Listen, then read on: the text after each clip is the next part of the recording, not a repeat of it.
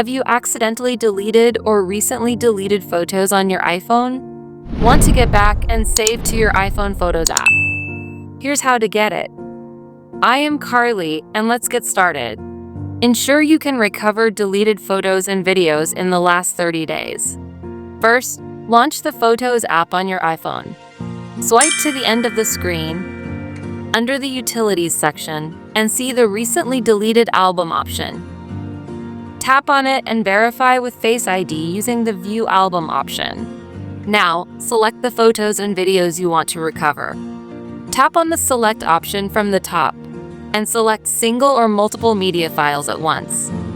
Now, tap on More options at the bottom right corner and tap on the Recover option. Once you recover, your photos will be restored to the main Photos library. Go back and check that photos or video are now available all the time. In addition, Apple gives a new recovered album section under the utility. Due to a bug, the folder is not showing recovered photos and videos. But hopefully this will work after the next iOS update. Until then, keep your iPhone updated to the latest iOS version.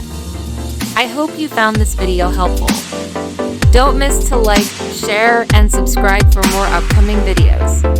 Comment for more help.